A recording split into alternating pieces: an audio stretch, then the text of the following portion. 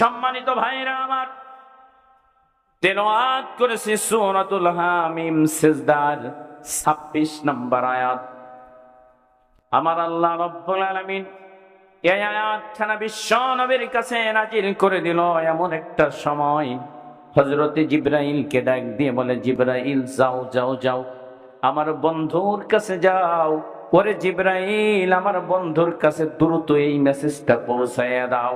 কাফেরের দলেরা এক জায়গায় মিটিং করতেছে, সমাবেশ করতেছে, তাদের পার্লামেন্টে বক্তব্য হচ্ছে। আবু জেহেল, উতবা, সাইবা, মুগিরা একত্রিত বসে এখন তারা আইন পাশ করতেছে। আমার বন্ধু মুহাম্মাদের কোরআন তারা সমাজে প্রতিষ্ঠিত করতে দেবে না। এই আয়াতখানা নিয়ে যাও, আমার বিশ্ব নবী যেন কোন রকম ভয় না পায়, কষ্ট না পায়। আমি আল্লাহ রব্বুল আলামিন আমার কোরআন সমাজে প্রতিষ্ঠিত করে দিব। সুবহানাল্লাহ বলবেন না ভাইরা আমার?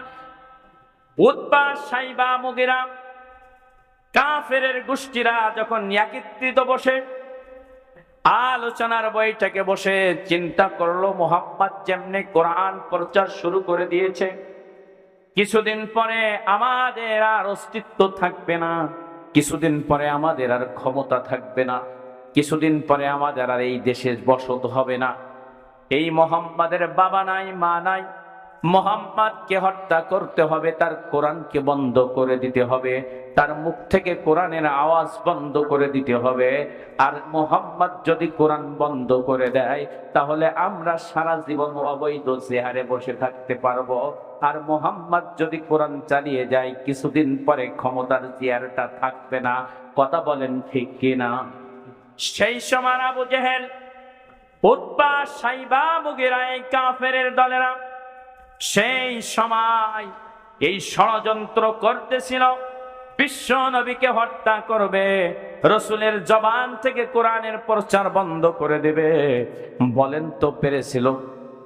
বলেন তো তারা টিকেছিল? তারা বাতিল, তারা শেষ হয়ে গেল। কিন্তু আমার দয়ার নবী রাহমাতুল লিল আলামিন সমাজে কোরআন প্রতিষ্ঠিত করেছিল। জোরে জোরে কোন সুবহানাল্লাহ। কোরআন আমাদের সংবিধান,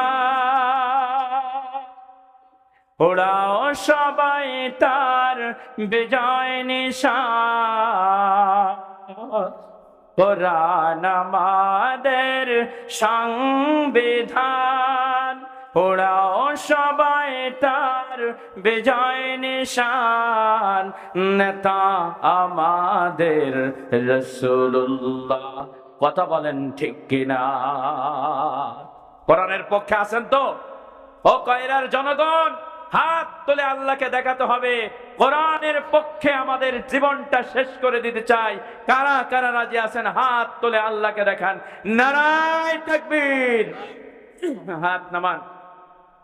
সম্মানিত ভাইরা আমার, বিশ্ব নবী মুহাম্মদুর রাসূলুল্লাহ সাল্লাল্লাহু আলাইহি ওয়াসাল্লাম তখন আল্লাহর নবী কোরআনের তেলাওয়াত করতেছে। বিশ্ব নবীর কাছে হযরত জিবরাইল আমিন এসে বলে, ইয়া রাসূলুল্লাহ ওয়া ইয়া হাবিবাল্লাহ, ও পয়গম্বর, আপনার কাছে মাত্র একটা মেসেজ নিয়ে আসলাম। ওই কাফেরেরা ষড়যন্ত্র করতেছে আপনাকে হত্যা করবে, ওই কাফেরেরা বৈঠক করতেছে আপনার জবান থেকে কোরআনের প্রচার বন্ধ করে দেবে। আপনি কোন রকম ভয় পাবেন না, আপনি হতাশ হবেন না, দুঃখ পাবেন না। আল্লাহ রব্বুল আলামিন আপনার পক্ষে আছে। জোরে কোন সুবহানাল্লাহ। নবীর পক্ষে ছিল কে? সেই আল্লাহ আজও আছে না নাই? আমাদের পক্ষেও থাকবেন কে? জোরে বলেন কে? পৃথিবীর কোন ক্ষমতাধার কোরআনকে শেষ করে দিতে পারবে না। পৃথিবীর কোন ক্ষমতাধার, রাজা, ফেরাস, প্রধানমন্ত্রী এই কোরআনকে মিটিয়ে দিতে পারবে না। যতই চেষ্টা করুক সকলের চেষ্টা ব্যর্থ হয়ে শেখ হাসিনার মতো এদের ছেড়ে পালাতে হবে। কথা বলেন ঠিক কিনা? ওই কোরআনের পক্ষে থাকবেন তো? কথা বলেন। কারা থাকবে না তা প্রমাণ হয়ে যাবে। এখন যারা মাহফিল থেকে উঠে চলে যাবে মনে করতে হবে এরা কোরআনের পক্ষে না, এরা ওই হাসিনার পক্ষে। কথা বলেন ঠিক কিনা? আমরা আর হাসিনার পক্ষে থাকবো না। কারা একটু হাত তোলেন তো তারা। আল্লাহ এই হাসিনার মতো নেত্রীর পক্ষে আমরা নাই, থাকবো না, ছিলামও না। আমিন। হাত নামান। সম্মানিত ভাইরা আমার, আবু জেহেল, উতবা, সাইবা, মুগীরা তারা চিন্তা করলো, যাও মুহাম্মাদের কাছে যাও, মুহাম্মাদের তেলাওয়াত বন্ধ করে দাও, কোরআনের প্রচার বন্ধ করে দাও, কোরআন যেখানে তেলাওয়াত হবে ওইখানে হট্টগোল বাঁধিয়ে দাও, গোলযোগ সৃষ্টি করো, ওখানে হট্টগোল বাঁধিয়ে দাও, হাতে তালি দাও, বাদ্যযন্ত্র বাড়ি দিয়ে দাও, ভুলে বাড়ি দিয়ে দাও। এবার লোকজন আস্তে করে উতবা, সাইবা, মুগীরা এদের কথা শুনে কাফেরের বাচ্চারা দিয়ে মসজিদ নববীর চতুর্দিক দিয়ে ঘিরে ফেলছে। রহমাতুল লিল আলামিন, দয়ার নবী, মায়ার নবী মসজিদে নববীর ভিতরে তখনও কোরআনের তেলাওয়াত করতেছিল। বিসমিল্লাহির রহমানির রহিম। আল্লাহ নবী তেলাওয়াত করে সাব্বিহ ইসমা রাব্বিকাল আ'লা আল্লাযী خلق فسوى والذي قدر فهدى। একটু জোরে বলেন আল্লাহু আকবার। বিশ্বনবীর কণ্ঠের তেলাওয়াত এত সুমধুর, কাফেররা সুযোগ পায় না। কোরআন শুনতে তাদের মনটা গলে গেল, তাদের মনটা লেগে গেল যে কোরআনের আয়াত যত পড়ে তত মজা লাগে। সুবহানাল্লাহ। কোন নবী কোরআন যত পড়ে তত কি লাগে? ততই মজা লাগে। তারা সুযোগ পায় না। হঠাৎ করে একজন কাফের ডাক দিয়ে বলে, ওরে মুহাম্মদ, ও মুহাম্মদ, একটু কথা বলো, তোমার কোরআনটা একটু বন্ধ করো, তোমার সাথে কথা বলার জন্য আসছি। আল্লাহর নবী, বিশ্ব নবী তাদের সাথে কথা বললো, তোমরা আমার কাছে কি চাও? তারা বলে, মুহাম্মদ, তোমার কাছে কিছু চাওয়ার জন্য আসে নাই, তোমার কাছে একটা দাবি নিয়ে আসছি রে মুহাম্মদ। তুমি যদি এই মুহূর্তে এখনই কোরআনের প্রচার বন্ধ করে দাও, কোরআনের জিকির বন্ধ করে দাও, কোরআনের আলোচনা বন্ধ করে দাও, তাহলে আমরা তোমার প্রতি খুশি। আর যদি তুমি কোরআন চালাও তাহলে এখন তোমাকে হত্যা করব আমরা। জোরে জোরে কন নাউযুবিল্লাহ।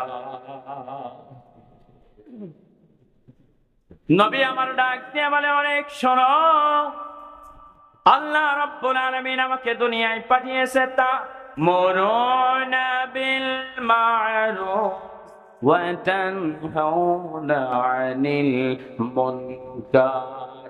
একটু চিল্লায় বলে আল্লাহু আকবার। আল্লাহর নবী ডাক দিয়ে বলে, কাফেরেরা শুনে নাও, কান খুলে শুনে নাও। ও কাফেরেরা, আল্লাহ রাব্বুল আলামিন আমাকে দুনিয়ায় পাঠিয়েছে সৎ পথে আদেশ দেওয়ার জন্য এবং অসৎ পথের বাধা দেওয়ার জন্য। কথা বলেন ঠিক কিনা? আল্লাহ রাসূল বলছে তা'মুরুনা বিল মা'রুফ, সৎ কাজের আদেশ দেওয়ার জন্য আল্লাহ আমাকে দুনিয়ায় পাঠিয়েছে।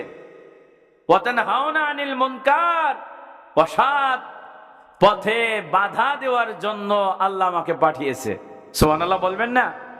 তা তোমরা যদি এখন আমার কাছে দাবি নিয়ে আসো, কোরআনের প্রচার করা যাবে না, কোরআনের জিকির করা যাবে না, এটা আমি শুনতে পারবো না, মানতে পারবো না। যাও তোমাদের লিডারের কাছে যেয়ে বলো, মুহাম্মদ বলেছে তোমাদের কোনো কথা মেনে নেওয়া যাবে না। আল্লাহ আমাকে সৃষ্টি করেছে, আল্লাহ আমাকে একটা লম্বা হায়াত দিয়েছে, আবার একটা হায়াতের পরে মৃত্যু দিয়েছে। যেই দিন আমার মৃত্যুর ঘন্টা বেজে যাবে ওই দিন আমি রাসূল চলে যাব। এর আগে এক সেকেন্ড আগেও আমার কেউ মারতে পারবে না। এই বিশ্বাস নিয়ে আমি মুহাম্মদ দুনিয়ায় আছি। জোরে জোরে কোন সুবহানাল্লাহ। কাফেররা চিন্তা করলো, আরে মুহাম্মদ এত শক্ত কথা বলে, ইয়াতীম মানুষ, বাবা নেই, মা নেই, কেউ নেই, এত শক্ত কথা বলে মুহাম্মদ। কাফেররা ডাকতে বলে, ও মুহাম্মদ, তুমি যদি কোরআনের প্রচার বন্ধ না করো, তুমি যদি কোরআনের জিকির বন্ধ না করো তাহলে কিন্তু আমরা বাধ্য হব তোমাকে হত্যা করার জন্য। তাহলে কিন্তু আমরা তোমাকে এই দুনিয়া থেকে চিরতরে সরিয়ে দিব।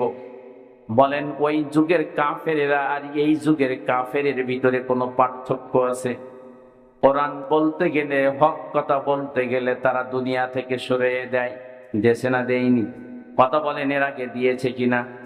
আবার যদি হক কথা বলতে যায় মামলা হামলা হয়, কথা বলেন ঠিক কিনা? আবার যদি সত্য কথা বলতে যায় গুম হয়ে যায়, আয়না ঘরে যায়, কথা বলেন ঠিক কিনা? যেই আল্লাহ রব্বুল আলামিন বিশ্ব নবীকে হেফাজত করেছিল, সাহাবীদেরকে হেফাজত করেছিল, ওই আল্লাহ এখনো আছে না নাই? জোরে বলেন, আল্লাহ কি বয়স হয়েছে বেশি? শক্তি কমে গেছে? আল্লাহর নজর কি কমে গেছে? আল্লাহ সেই আল্লাহ আজও আছে, শক্তি আছে, যেমন ছিল তেমন আছে। যখন কোরআন পার্লামেন্টে গিয়ে আমার নবী 10টা বছর কোরআন দিয়ে পার্লামেন্ট চালিয়েছিল, কথা বলেন ঠিক কিনা?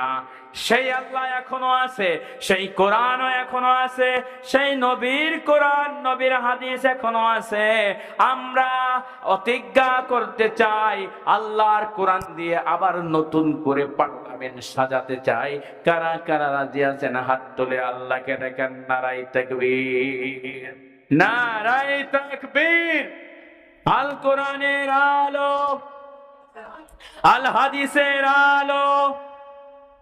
কোরআন আছে যেখানে, কোরআন নাই যেখানে। হাত নামান। আপনারা যে কোরআন প্রেমিক প্রমাণ হয়ে গেল।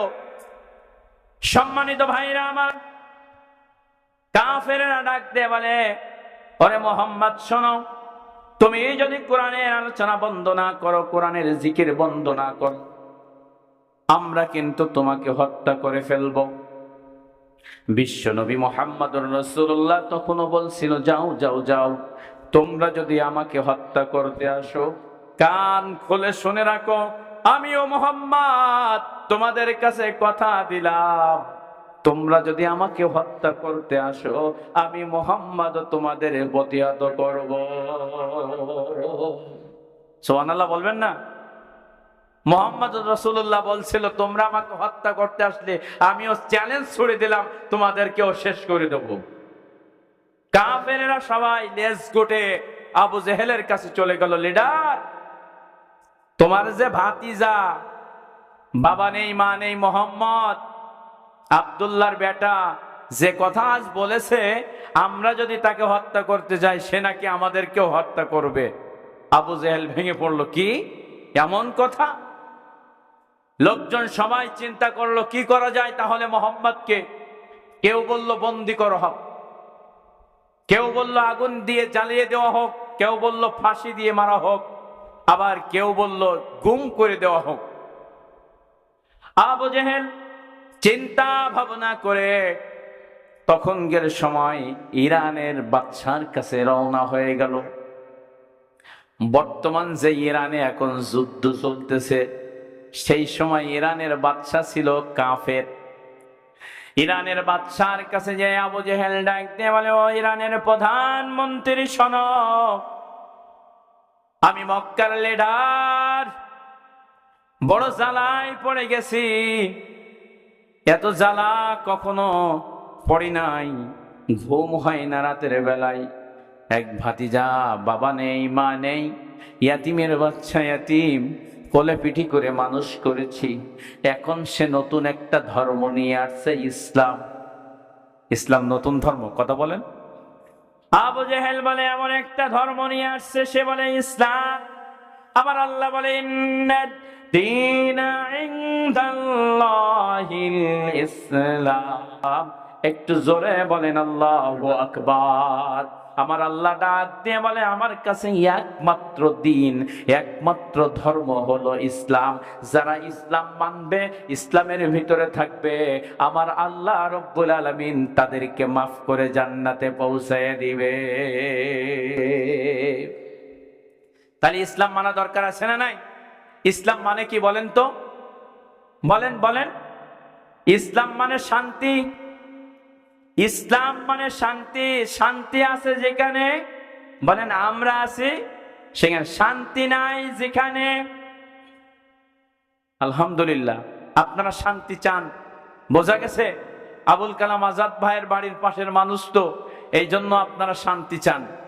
আমরাও কয়রা থানার মানুষ, আমরাও সবাই শান্তি চাই। এখন এই শান্তি সমাজে প্রতিষ্ঠিত করতে হবে, রাজি আছেন তো ইনশাআল্লাহ? এই শান্তি সমাজে প্রতিষ্ঠিত করতে হলে যদি আবারও একবার তাজা টাটকা জীবন দিতে হয়, কারা কারা জীবন দিতে রাজি আছেন একটু হাত তুলে আল্লাহকে দেখায় দেন, নারায়ে তাকবীর, হাত নামান। আবার একটা যুদ্ধ হবে, সামনে আবার তাজা প্রাণ যাবে, সামনে আবার রক্ত দিতে হবে। এই রক্ত দিয়ে যদি আবার নতুন করে দেশটাকে সাজে পার্লামেন্টে কোরআন নিতে পারেন, তাহলে ইসলাম মানে শান্তি, এদেশে শান্তি পাবেন। তাছাড়া শান্তি পাওয়া সম্ভব নয়। কথা বলেন ঠিক কিনা? সম্মানিত ভাইরা আমার, আবু জেহেল বলে, লিডার শোনো, ও ইরানের প্রধানমন্ত্রী আমার ভাতিজা কোরআন নিয়ে আসছে, সে নাকি আল্লাহর মহাগ্রন্থ আল কোরআন বলে, সে আল্লাহর নাজিল করা কিতাব, আর তার কোরআন যেই শোনে সেই তার পক্ষে চলে যায়। সুবহানাল্লাহ বলবেন না? যে কোরআন শোনে, কোরআনের সুমধুর তেলাওয়াত যেই শোনে, পঙ্গপালের মতো মানুষগুলো তার ছায়া তলে যে ওই মুহাম্মাদের হাতে হাত রেখে মুসলমান হয়ে যাচ্ছে, মুহাম্মাদের দলের লোক হচ্ছে। আস্তে আস্তে আমার দলের লোকগুলো চলে যাচ্ছে। আমাকে রক্ষা করো, বাঁচাও, আমার ক্ষমতা ঠিকাও, না হয় আমাদের বিপদ হয়ে যাবে। ইরানের প্রধানমন্ত্রী ডাক দেওয়ানে, ও আবু জাহল, যদি তার কাছে আল্লাহর কিতাব এসে থাকে, যদি তার কাছে মহাগ্রন্থ আল কোরআন নাজিল হয়ে থাকে, সে যদি আল্লাহর নবী হয়ে থাকে, তাহলে ফিরে যাও, তার কাছে বায়াত হও, তার কাছে কালিমা পড়ো, মুসলমান হও। আমি কোন রকম সাহায্য করতে পারবো না, ফিরে যাও, ফিরে যাও, ফিরে যাও। আবু জেহেল তখন ডাক দিয়ে বলে, রে প্রধানমন্ত্রী, যদি আমাকে সাহায্য না করো আমার ক্ষমতা থাকবে না, যদি আমাকে সাহায্য না করো আমার বিপদ হয়ে যাবে। এখন কি করলে সাহায্য করবে তাই করতে রাজি। ওই সময় ইরানের প্রধানমন্ত্রী চিন্তা করলো, মক্কা শরীফে আমার কথা মতো চলবে, মক্কা শরীফটা আমার কথা মতো চলবে, আমি যা বলবো তাই হবে। যদি তুমি পারো তাহলে তোমার কথা শুনতে রাজি। আবু জেহেল বলতেছে, ক্ষমতা দরকার। ওরে ইরানের প্রধানমন্ত্রী, যা চাও তাই পাবে, বলো কি চাও? কয়েকক্ষণে লিখে দিতে হবে, স্টাম্পের উপরে লিখতে হবে যে মক্কা শরীফ রাজত্ব করবে তুমি, আর হুকুম চলবে আমার। বলেন তো আমাদের দেশে ওই রকম একটা কারবার চলছে কি চলছে না? হ্যাঁ, এক পরে নিয়ে শান্তি পাচ্ছে না, এই জন্য আবার ইন্ধন শুরু করে দিয়েছে বাংলাদেশের মসনদে। তারা চায় বাংলার মানুষগুলো কোরআন ভুলে যাক, রসুলের সুন্নাহ ভুলে যাক, তাদের মতো উলঙ্গ হয়ে উলঙ্গ ড্যান্স দেখ, নাচা গাওয়া করুক, তাদের মতো শয়তান বদমাশ হয়ে মরুক। কথা বলেন ঠিক কিনা?